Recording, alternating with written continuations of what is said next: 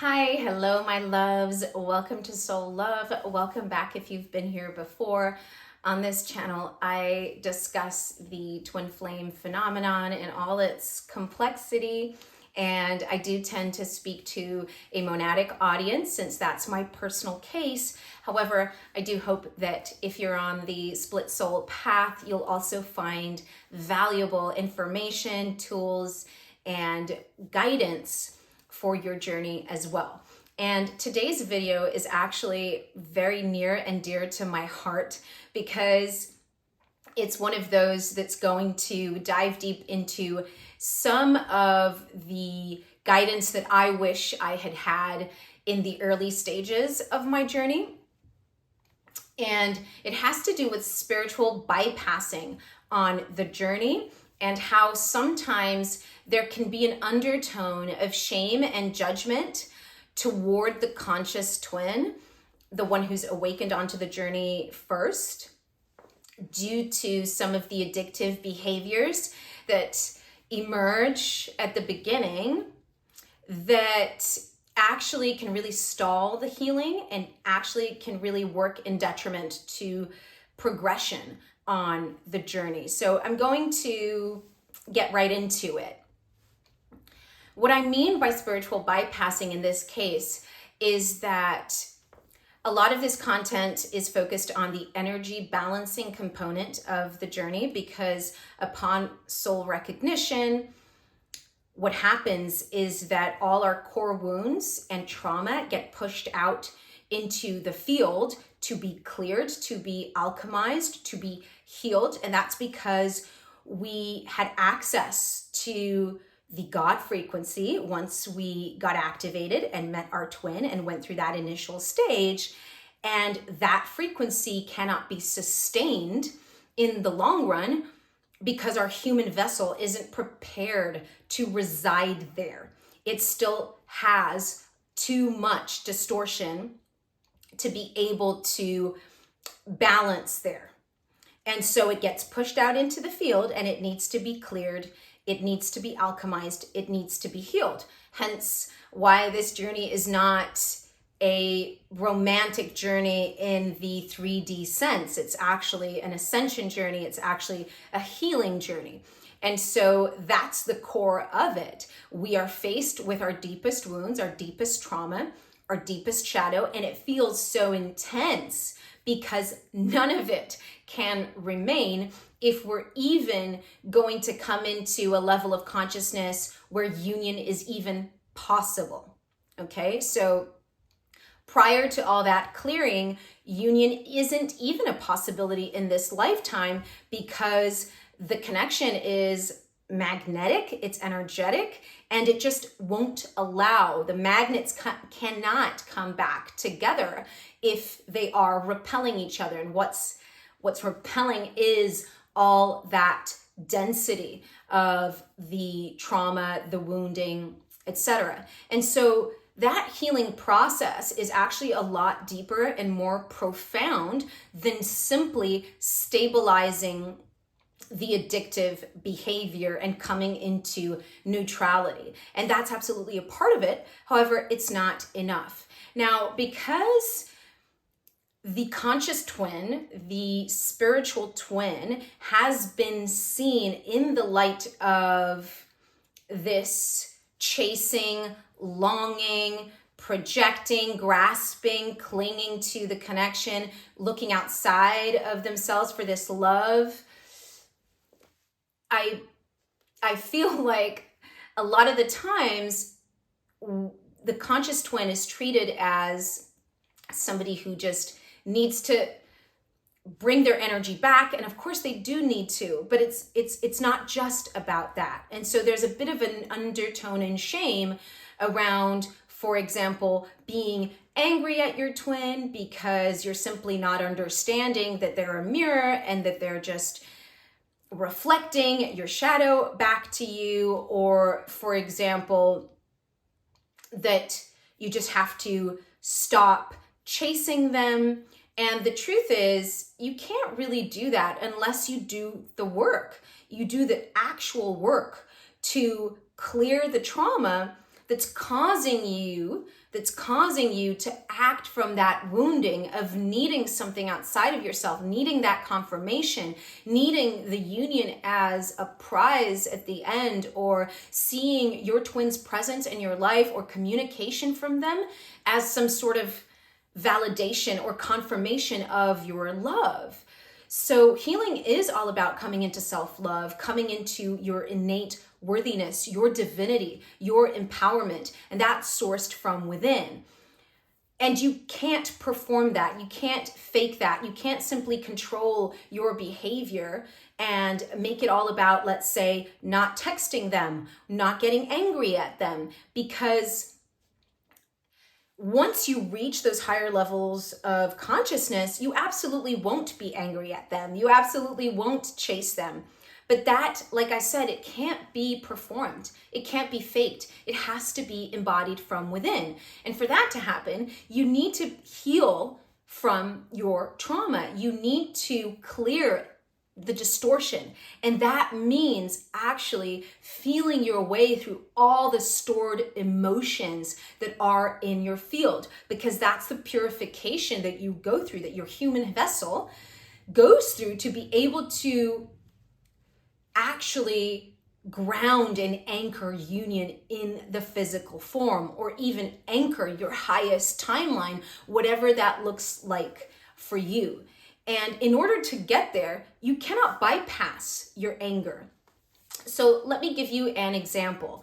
Boundaries are not something that we mentally impose. There's something that has to be embodied. They have to naturally and organically come from within, from a place of worthiness, from a place of self-love. And so, for example, if you have been mistreated by your twin, which is so common because yes, they will mirror your deepest shadow and your trauma, and they will literally enact it. And if you need, in order to heal, to express your anger, for example, and that looks messy and chaotic and not like what you're supposed to do, because you're not supposed to be projecting blame onto that, then that's what you need to do. And so what I'm speaking to isn't about saying, oh yes, it's great to be angry at them, it's great to place all the blame on them. No, of course not. But you can't simply jump steps to the phase where you're no longer angry at them. If part of your healing requires you to get angry, then that's what it's going to look like. And perhaps this isn't spoken too much about on the journey, but it's a topic that's very near and dear to my heart. I'm very passionate about it because I actually come from a background of trauma healing, and that's been a big part of my journey in this lifetime. And so I know firsthand that you cannot jump to forgiveness. It just doesn't work. It's not sustainable. And then you will eventually be triggered. And this is exactly how you get in false unions, or people having to, constantly be hypervigilant to maintain their frequency, but then that's not sustainable. That's not stability in the long run, because that's not actual transformation. You need to transform from the inside out. That means complete collapse of the false self. And sometimes that looks messy. Sometimes that looks like sending a few messages that perhaps you look back and you feel like, well, that wasn't very high frequency of me. But maybe you needed to go through that in order to stabilize in the frequency of self-love. Let me give you an example. As I was saying, let's say you were humiliated, embarrassed, rejected, abandoned, betrayed by your counterpart. And yes, it is part of the journey. And yes, they are doing so for the higher purpose of you being confronted with all the places where you've allowed people to step on you, where you've allowed people to treat you with disrespect. But in order to embody self-respect, sometimes you have to go overboard. Sometimes you have to allow yourself to feel that anger. And is it anger that's completely directed at your twin? No, because actually what they're doing is they're just touching those spots, those core wounds, that trauma of everybody who treated you with disrespect from this lifetime, in other lifetimes, and they're literally, pardon me, giving you the opportunity to heal and be confronted with that. However, you might not automatically in the moment know or be able to see from a higher vantage point that that's what's happening. And so perhaps you might require that stepping stone on your journey of actually feeling angry at them. And the reason why I'm really diving deep into this, again, like I said at the beginning of the video, was that I bypassed a lot of my anger for a long time on the journey, because I've always been a spiritual person. And so I always understood that they were just mirroring my wounds. They were just mirroring my shadow. And so what I did was I actually suppressed that anger. I actually was coming from a place of self-sacrifice. And so that anger came with delay. And there was a moment when I just couldn't hold it in any longer. And it just came out like a volcano. It just erupted. And in that moment, I realized, wow, everything that I knew about trauma healing, I wish I had been taught specifically on the journey, or directed that wisdom and that knowledge that I had prior to realizing and being activated onto the journey to what was happening. And I delayed a lot of that healing, that alchemy that needed to take place, because I was constantly trying to come from a healed, spiritual, awakened, higher frequency place where I actually was making excuses for behavior that wasn't acceptable. Now, from the place where I'm at now, yes, absolutely, I've forgiven. Yes, absolutely, I can see exactly why they triggered the exact trauma that I needed in order to alchemize that anger, but I just couldn't skip that step. And so let this video be a reminder that truly this journey isn't about following a set of rules. It isn't about bypassing your emotions. It's about going deep and allowing yourself to collapse and crumble, and allowing that spiritual ego, not just the ego, but the spiritual ego, to collapse as well. The idea that you're healed, that you're more advanced, that you're spiritually awakened, allowing all of that to collapse and alchemizing the human level emotions that are not allowing you to ascend and to house and reside at a higher vibrational frequency. And so, yes, it might look messy, it might look chaotic, and it might be an absolute necessity for you to alchemize and truly heal, at the root and exit those loops. So I hope this serves you. I hope that you can see where I'm coming from, that I'm not saying that it's a good thing to be angry or it's a good thing to blame. That's not what I'm saying. But what I'm trying to say is that sometimes there's a bit of shame or judgment placed on the conscious twin, the awakened twin, for feeling certain emotions. And that might actually cause a suppression and a repression of that which really needs to be cleared, that which really needs to come up in order to be cleared. There is no way to release and clear distortion and trapped, stored emotions without feeling them. And yes, the goal is to get to a point where you're not projecting them to the outside and you're not letting them out or lashing out at somebody.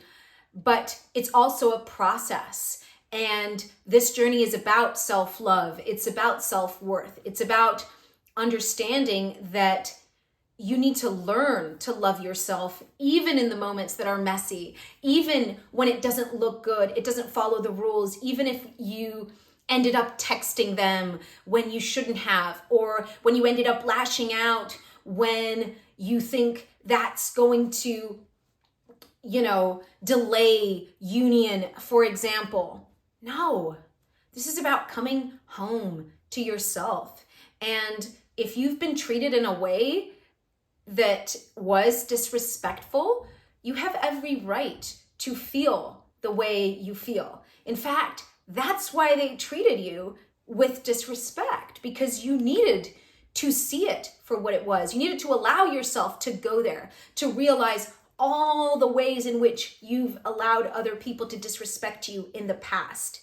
And if you want to come to a place where you're coming from self-respect and you're not allowing people to disrespect you, then how are you going to get there if you don't feel the anger? Anger is an emotion. It's meant to show you where your boundaries have been crossed. It's meant to show you what you care about. It's meant to show you where, hey, this isn't okay. This is not what I want for my life. And again, there's so much content out there that ends up spiritualizing pain, because it's like, well, they're just your mirror. It's just you. They're just your mirror. So you can't be angry at them because you're literally angry at yourself, for example. But then that just feeds this notion that if you get angry, you might delay union. If you get angry, then you might jeopardize your journey. How could you jeopardize your journey? Like, how could you jeopardize your journey if you're allowing yourself to feel the emotions that come from being disrespected? And maybe what you need to realize is that actually it doesn't matter whether I delay union, quote unquote. What matters is coming into self-respect. What matters is that I don't allow somebody to treat me poorly. Even if that means that they'll never come back, right? Even if that means, and that's true. Pardon me, I apologize. That's true detachment. That's what sovereignty, embodied sovereignty means. That's when you're entering the realm of your divinity. When you truly are not seeing the outcome of union as the prize, you're seeing the outcome of your sovereignty, your divinity as the prize, no matter what the highest timeline is going to look like. And then paradoxically, that's what actually unlocks the possibility of union in the physical form. But all of this needs to be addressed as a process, as a journey. We need to surrender into this and not control the timelines, not control through expectations of if I heal enough, if I am peaceful and balanced enough, then they'll come back. And again, because of this spiritual bypassing, this can come in many different forms. And we might not be aware of it. We might be saying all the right things, and it still might be coming from a place of control, still might be coming from a place of ego, just spiritual ego. So let yourself surrender to it, however long it takes, whatever it takes. The important thing is that you come back home to yourself. This is an ascension journey.